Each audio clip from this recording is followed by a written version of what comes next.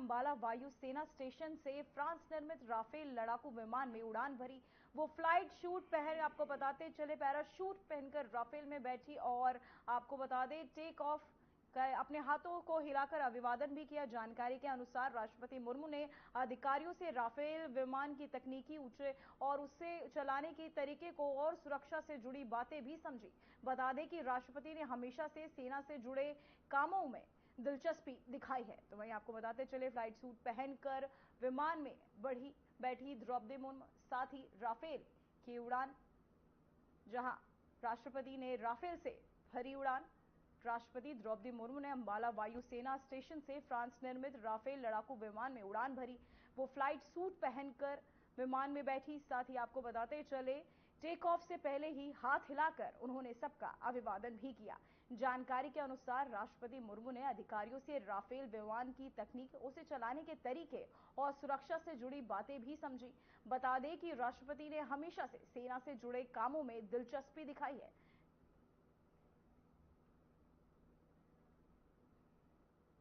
तो वहीं बिहार में रक्षा मंत्री राजनाथ सिंह ने चुनावी रैलियों को संबोधित किया। इस दौरान रक्षा मंत्री राजनाथ सिंह ने कहा कि आरजेडी और कांग्रेस ने राज्य में विकास पर ब्रेक लग गया था। इस ब्रेक को अगर कोई तोड़ सकता है तो वो केवल एनडीए की सरकार ही है। ये हमारा संकल्प है कि अधिक से अधिक नौजवान के हाथों में रोजगार मिले। तो वहीं आपको बताते चले रैलियों में भाग लेते नजर आए राजनाथ सिंह।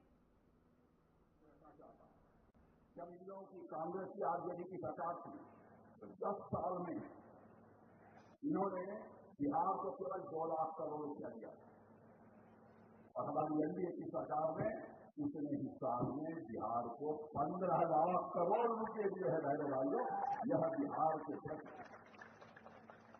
इनकी सोच है। जैसे लगता था कि लोगों के शासनकाल में बिहार राज्य के विकास पर बिल्कुल ब्रेक लग गया है।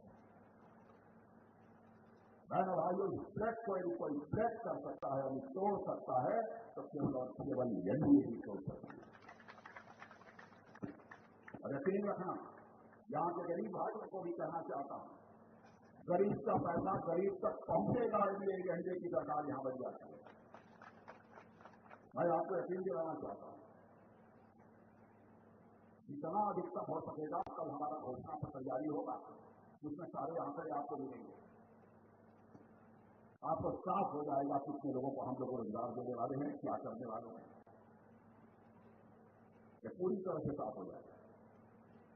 लेकिन हमारी कोशिश यही होगी, आने वाले वर्षों में अधिकतम लोगों को रोजगार मिले।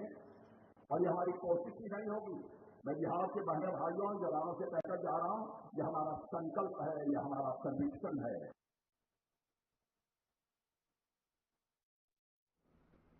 तो वहीं बिहार चुनाव का राजनीतिक पारा अब हाई हो गया है। यहां देश के बड़े बड़े नेता और आज चुनाव प्रचार को धार देंगे, जिसमें आपको बताते चले कांग्रेस नेता राहुल गांधी, गृह मंत्री अमित शाह, उत्तर प्रदेश के मुख्यमंत्री योगी आदित्यनाथ का नाम भी शामिल है। सभी पार्टियों के नेता अपने अपने प्रत्याशियों के लिए लगातार जनसभा कर रहे हैं। वहीं प्रत्याशी भी लोगों के घर जाकर वोट देने की अपील कर रहे हैं। दूसरी तरफ राजनीतिक बयानबाजी का सिलसिला भी जारी। वहीं लोकसभा में विपक्ष के नेता राहुल गांधी ने कहा कि मुझे बताइए आपके फोन के पीछे क्या लिखा है, made in China. Narendra Modi ji ने नोटबंदी और जीएसटी लागू करके सभी छोटे व्यवसायों को नष्ट कर दिया। जहां भी देखो मेड इन चाइना है। हम कहते हैं कि ये मेड इन चाइना नहीं। वहीं दूसरी ओर केंद्रीय गृह मंत्री अमित शाह ने एक पब्लिक मीटिंग को संबोधित करते हुए कहा, लालू और राबड़ी देवी ने चारा घोटाला, नौकरी में के बदले जमीन घोटाला और होटल घोटाला, एक्सपोर्ट घोटाला और बेहिसाब संपत्ति घोटाला किया।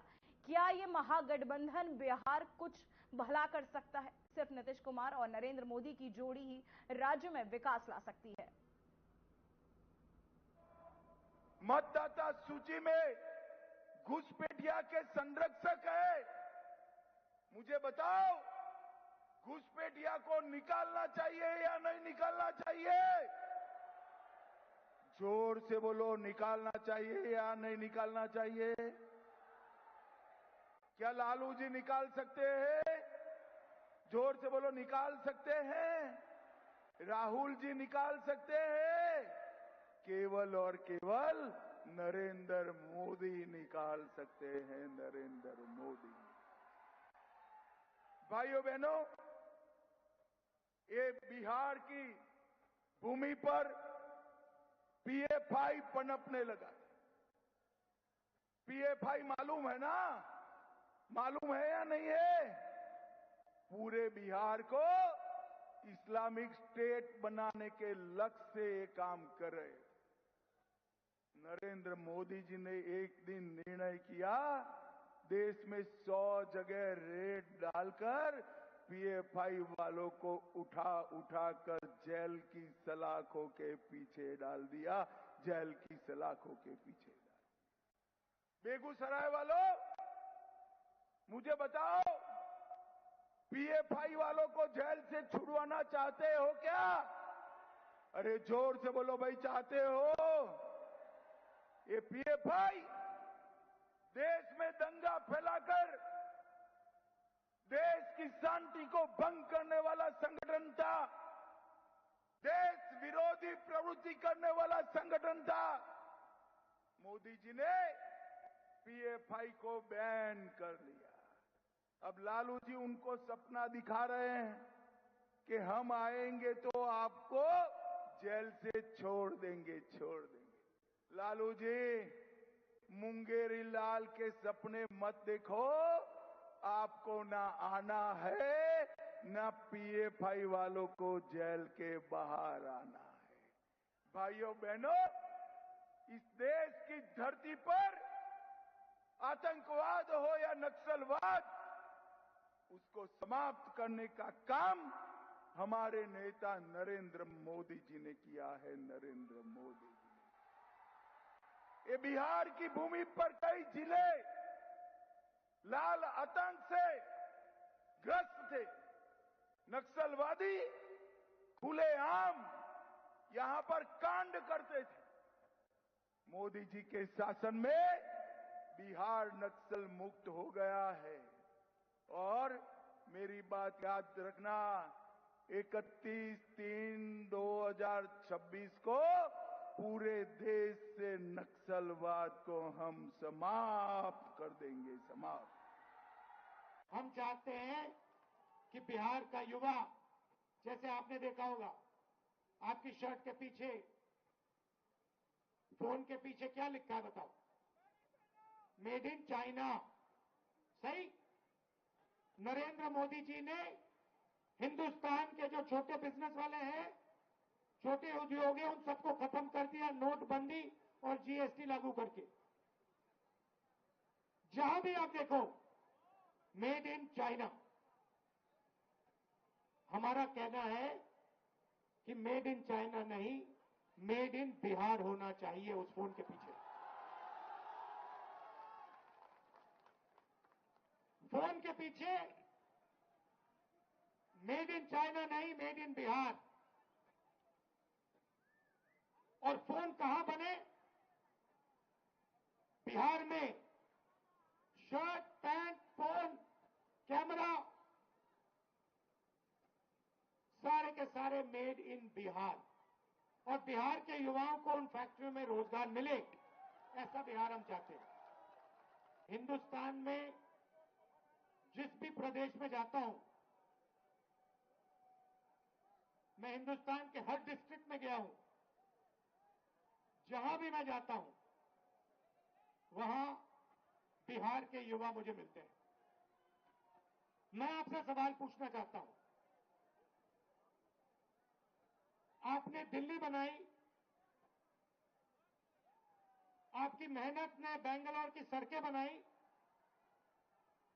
गुजरात में आपने काम किया, अपना खून पसीना दिया, मुंबई को आपने अपनी मदद दी। हिंदुस्तान के शहरों को छोड़ो, दुबई आपकी मेहनत से बना है। तो अगर आप अलग अलग प्रदेशों की मदद कर सकते हो, शहरों को बना सकते हो, तो फिर बिहार में आप ये काम क्यों नहीं कर पा रहे हो? तो वहीं उत्तर प्रदेश के मुख्यमंत्री योगी आदित्यनाथ ने बिहार के शाहपुर में एनडीए उम्मीदवार के समर्थन में चुनावी रैली की।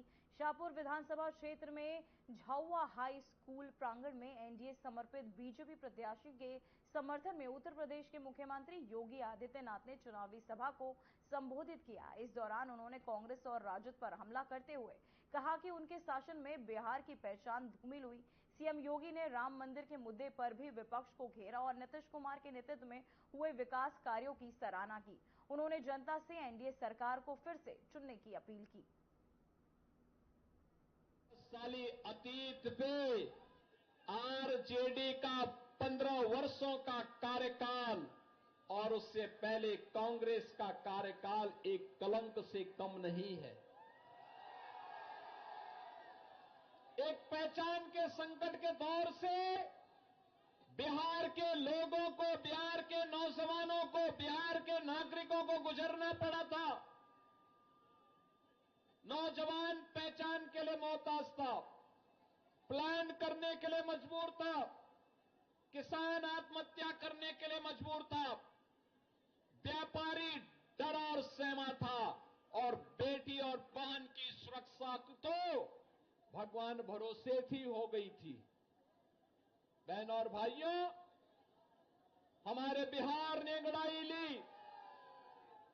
2005 में नीतीश कुमार जी के नेतृत्व में एनडीए की सरकार बनती है और बिहार के माफियाओं के दिन लग जाते हैं, उनकी उल्टी गिनती शुरू हो जाती है। बहनों और भाइयों, बिहार एक नई दिशा की ओर आगे बढ़ा।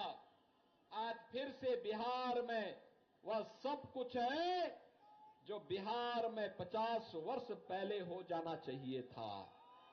गरीबों के लिए वे योजनाएं जो 2014 के बाद मोदी जी ने सबका साथ और सबके विकास के भाव के साथ देश भर में लागू किया।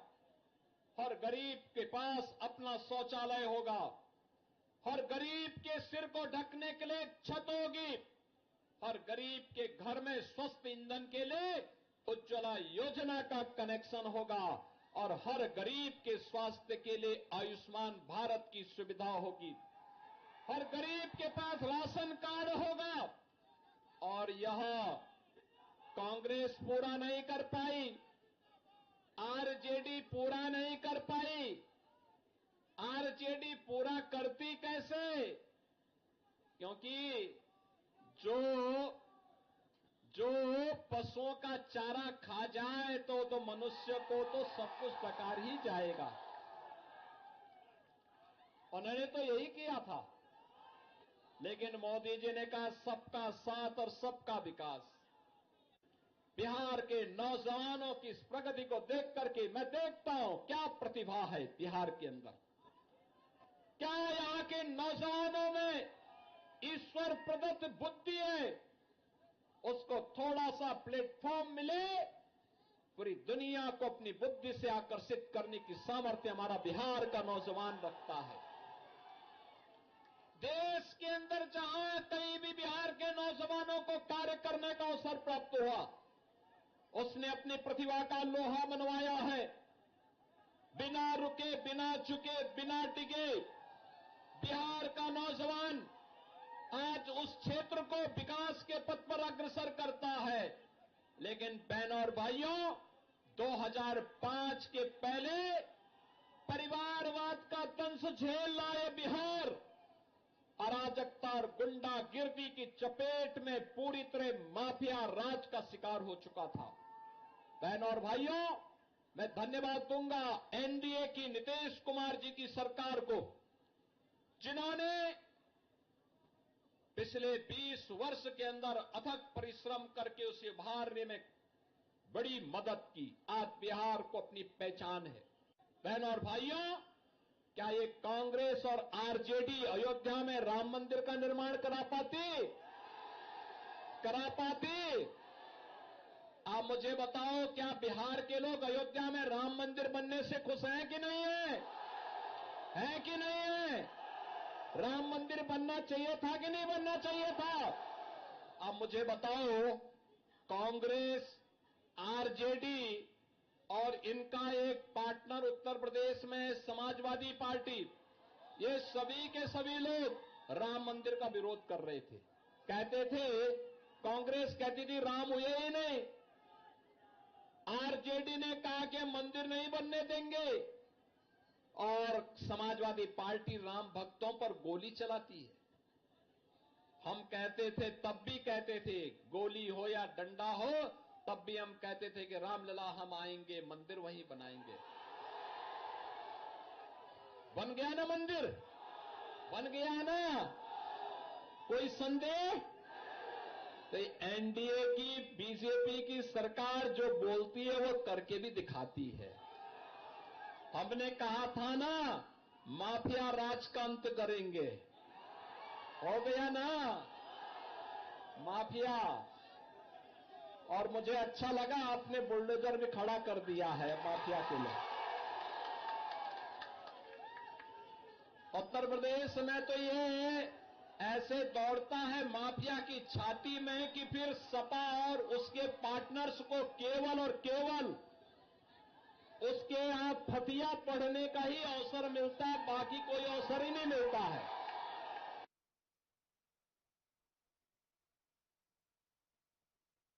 तो वहीं मध्य प्रदेश के मुख्यमंत्री मोहन यादव ने बिहार विधान चुनाव पर कहा, आज मैं यहां बांका जिला के नाथनगर विधानसभा में मिथुन यादव के पक्ष में चुनावी सभा करने आया हूं। जिस प्रकार की प्रतिक्रिया हमें देखने को मिल रही है, उससे मैं कह सकता हूं कि यहां एनडीए की सरकार बनेगी भारी बहुमत से और लोक जनशक्ति पार्टी के मिथुन यादव का यहां चुनाव जीतेंगे। तो वहीं आपको बताते चले, खबर सामने आ रही जहां बिहार विधान चुनाव को लेकर बोले। हमारे प्रत्याशियों के पक्ष में हम अपने सभी मुख्यमंत्रियों को या अलग अलग स्टार प्रचारक जिनको आमंत्रित किया गया, वो हम सब मिलकर के बिहार में फिर एक बार एनडीए की सरकार बने, इस दिशा में अभियान चलाने के लिए मेरा अपना बिहार का दौरा है। और जिस प्रकार से बिहार का हजारों साल पहले से हमारा मध्य प्रदेश से संबंध है, हमारे यहीं से अशोक 2200 साल पहले यहाँ से युवराज बन करके सम्राट बनने बाद में बिहार गए, पाटलिपुत्र में सम्राट बने और अशोक का सुशासन दुनिया ने देखा है। राजा भोज के काल में भी भोजपुरी वहां गई और परमार वंश के शासकों ने बिहार और मध्य प्रदेश के संबंध को समृद्ध किया। ऐसे हर बार हर समय, और बिहार के लिए तो भगवान कृष्ण के पुत्र सांब ने वहां सूर्य मंदिर बनाया था। ऐसे कई कारणों का ऐतिहासिक कारण है और बिहार की क्षमता, बिहार के लोगों की क्षमता, बिहार का अपना एक बाकापन, वो हमेशा लोगों को लालायित करता, आकर्षित करता है। ऐसे में एनडीए की सरकार बनने के बाद बिहार की प्रगति चहुमुखी हुई है। माननीय प्रधानमंत्री के नेतृत्व में एक बार फिर पुनः वहां एनडीए की सरकार नीतीश जी के साथ बने, इस दिशा में हम लोग काम कर रहे हैं। मेरी अपनी ओर से आपके माध्यम से जब छठ मैया का आशीर्वाद सबको मिला है, देश ने आनंद भोगा, तो इस भगवान से कामना करते हैं कि प्रचंड बहुमत से एनडीए की सरकार बने। तो वहीं राघोपुर विधानसभा क्षेत्र से राजद उम्मीदवार तेजस्वी यादव ने एक जनसभा को संबोधित करते हुए कहा, आप सब लोग यदि मुझे एक मौका देते हैं तो नौकरी पक्की होगी। तेजस्वी ने कहा कि वो, और जो उन्होंने आपको बताते चले, तेजस्वी ने जो कहा वो किया। हमारी सरकार बनने में 20 दिनों के अंदर एक अधिनियम बनाया जाएगा कि जिस परिवार के पास सरकारी नौकरी नहीं है, उस परिवार में हम एक सरकारी नौकरी देंगे। पहले भी यहाँ बीजेपी के लोग और हमारे चाचा नीतीश कुमार मेरे द्वारा 20 लाख नौकरी देने के वादे पर कहा कि करते थे कि नौकरी देना असंभव है, लेकिन जब मैं 17 महीने उप मुख्यमंत्री रहा तो 5 लाख लोगों की सरकारी नौकरी मिली। ये हम लोगों का प्रण है कि हमें बेरोजगारी को जड़ से खत्म करना है। कोई कितना भी कुछ कहे, लेकिन तेजस्वी ने किसी का नुकसान किया है क्या? हाथ उठा के बताइए, नुकसान किया है क्या? एक मौका मिलेगा ना? आप सब लोग अगर एक मौका दीजिएगा, हमको एक मौका दीजिए, नौकरी पक्की होगी और आपकी उम्मीदों का छक्का तेजस्वी लगाने का काम करेगा। तेजस्वी ने जो कहा वो किया, जो कह रहा है वो करेगा। उम्र कच्ची हो सकती है तेजस्वी की, पर जुबान पक्की है। हर जात हर धर्म के लोगों को तेजस्वी साथ लेके चलेगा और सरकार बनेगी। उसके 20 दिनों के अंदर एक कानून बनाया जाएगा, अधिनियम बनाया जाएगा कि जिस परिवार के पास सरकारी नौकरी नहीं है उस परिवार में एक सरकारी नौकरी तेजस्वी देने का काम करेगा। पहले भी भाजपा के लोग, हमारे चाचा नीतीश जी कहा करते थे 20 में जब हम बोलते थे 10 लाख नौकरी देंगे, कहां से देगा, कहां से देगा? अपने बाप के पास से पैसा लाके सैलरी बांटेगा? बोलते थे कि नहीं बोलते थे? बोलते थे असंभव है नौकरी देना। लेकिन जब आपका भाई बेटा तेजस्वी 17 महीने उप मुख्यमंत्री रहा तो 5 लाख लोगों को सरकारी नौकरी मिली, 3.5 लाख नौकरी प्रक्रियाधीन कराई, 4.5 लाख नियोजित शिक्षकों को राजकीय कर्मी का दर्जा हमने दिया, यानी हमने किया है। और इस बार भी ये हम लोगों का प्रण है कि बेरोजगारी को जड़ से हमको खत्म करना है। और जिस परिवार के पास सरकारी नौकरी नहीं, तेजस्वी उस परिवार को एक सरकारी नौकरी हम लोग दिलाने का काम करेंगे। हमारी महागठबंधन की सरकार दिलाने का काम करेगी। दिल्ली की वायु गुणवत्ता में बुधवार सुबह थोड़ा सुधार हुआ, लेकिन वायु गुणवत्ता सूचांक 273 यानी खराब श्रेणी में दर्ज किया गया। केंद्रीय प्रदूषण नियंत्रण बोर्ड ने इसकी जानकारी दी।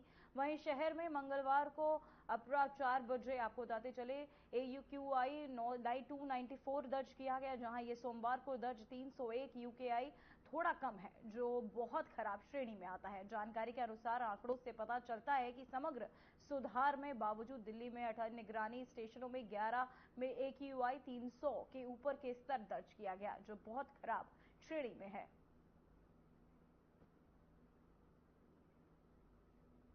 रावलपिंडी के मैदान पर साउथ अफ्रीका ने इतिहास रच दिया। T20 क्रिकेट में इतिहास में पहली बार इस मैदान पर पहले बल्लेबाजी करते हुए कोई टीम जीती है, और वो भी पाकिस्तान जैसी मजबूत टीम के खिलाफ, वो भी उसके घर में। 55 रन की जीत के साथ साउथ अफ्रीका ने सीरीज की शानदार शुरुआत की। आखिर कैसे टूटी पाकिस्तान की रावलपिंडी की दीवार, कौन बने इस ऐतिहासिक मुकाबले के हीरो, और क्यों ये जीत सिर्फ एक मैच नहीं बल्कि एक बड़ा संकेत मानी जा रही है, जानिए हमारे इस खास रिपोर्ट में। रावलपिंडी क्रिकेट स्टेडियम, जहां अब तक कोई भी टीम पहले बल्लेबाज करते हुए T20 मैच नहीं जीत पाई थी, लेकिन 28 अक्टूबर की शाम ने ये इतिहास बदल दिया। साउथ अफ्रीका ने पाकिस्तान को उसी की सरजमी पर 55 रनों से मात देकर वो काम कर दिखाया जो अब तक असंभव माना जा रहा था। 20 ओवरों में 9 विकेट पर 194 रन और जवाब में पाकिस्तान की पूरी टीम मात्र 18.1 ओवरों में 139 पर ढेर। साउथ अफ्रीका को शानदार शुरुआत मिली। रीजा हेड्रिक्स और क्विंटन डी कॉक ने पहले 3.5 ओवरों में ही 44 रन जोड़ दिए। डी कॉक ने 13 गेंदों में 23 रन बनाए, लेकिन हेड्रिक्स का बल्ला आज रुकने वाला नहीं था। 40 गेंदों में 60 रन, जिसमें 5 चौके और 1 छक्का शामिल था। मिडिल बॉर्डर में टोनी डी ओर्जी ने 33 और जॉर्ज लिंडे ने 36 रन की अहम पारी खेली। हालांकि पाक गेंदबाजों ने वापसी की कोशिश की। मोहम्मद नवाज ने 3 विकेट और सय्यम अयूब ने 2 सफलताएं हासिल की, लेकिन अब तक स्कोर पहुंच चुका था 194 तक। रावलपिंडी की पिच पर ऐसा स्कोर, जो पहले बल्लेबाजी करने वाली टीम के लिए कभी जीत का प्रतीक नहीं रहा था। 194 रन के लक्ष्य का पीछा करते हुए पाकिस्तान की शुरुआत भी ठीक रही। साहिबजादा फरहान और सय्यम अयूब की जोड़ी ने 31 रन जोड़े, लेकिन फिर आया पहला झटका। फरहान 24 रन बनाकर आउट हुए। इसके बाद विकेट ऐसे गिरे जैसे ताश के पत्ते। सय्यम अयूब ने 37 रन बनाए। मोहम्मद नवाज ने 36 रन की पारी खेली, लेकिन बाकी बल्लेबाज मैदान में टिक नहीं पाए। साउथ अफ्रीकी गेंदबाजों की धार और रणनीति के आगे पाकिस्तान की पारी 18.1 ओवरों में 139 पर सिमट गई। रावलपिंडी क्रिकेट स्टेडियम में अब तक पहले बल्लेबाजी करने वाली कोई भी टीम T20 में जीत नहीं पाई थी। पाकिस्तान ने यहाँ 9 में से 4 मैच जीते, न्यूजीलैंड ने 5 में से 2 और जिम्बाब्वे 1 भी नहीं। लेकिन साउथ अफ्रीका ने ये रिकॉर्ड तोड़कर इतिहास रच दिया। इस मुकाबले ने ये साबित कर दिया कि रावलपिंडी में जीत के लिए सिर्फ टॉस नहीं बल्कि रणनीति और मानसिक मजबूती भी जरूरी है। साउथ अफ्रीकी कप्तान की प्लानिंग, बॉलर रोटेशन और फील्डिंग पोजीशनिंग ने फर्क पैदा किया। मैच का हीरो रीजा हेड्रिक्स, उनकी शानदार पारी ने साउथ अफ्रीका को मजबूत नींव दी और मोमेंट ऑफ द डे वो छक्का जिसने साउथ अफ्रीका को 190 के पार पहुंचा दिया। डग आउट में खुशी के ठहाके और दर्शकों के जयकारे ने रावलपिंडी की शाम को ऐतिहासिक बना दिया। साउथ अफ्रीका ने इस जीत के साथ सीरीज में 1-0 की बढ़त बना ली है। अब देखना होगा कि पाकिस्तान अगले मुकाबले में कैसे वापसी करता है, क्योंकि रावलपिंडी के इस इतिहास ने एक नई कहानी लिख दी है। T20 सीरीज के पहले मैच जीत के साथ साउथ अफ्रीका ने न केवल सीरीज में बढ़त बनाई बल्कि रावलपिंडी के T20 इतिहास में पहली बार पहले बल्लेबाजी करने वाली टीम के रूप में जीत दर्ज कर नया अध्याय लिखा। अब सीरीज का दूसरा मुकाबला 31 अक्टूबर को लाहौर के गद्दाफी स्टेडियम में खेला जाएगा। यहाँ पाकिस्तान की नजरें सीरीज में वापसी करने पर लगी होगी। एक जीत जिसने आंकड़ों के साथ साथ रिकॉर्ड बुक में भी नया अध्याय जोड़ दिया। अब देखना है कि अगली पारी में कौन मैदान पलटता है।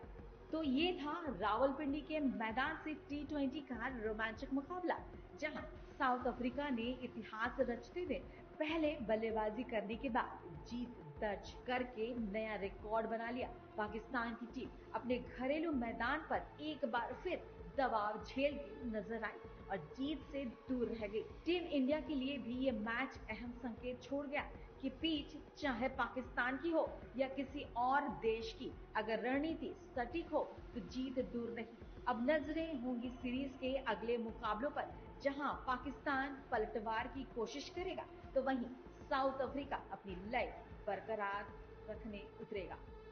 Bureau report, Aryan TV. फिलहाल बुलेटिन में इतना ही। मुझे दीजिए इजाजत। नमस्कार।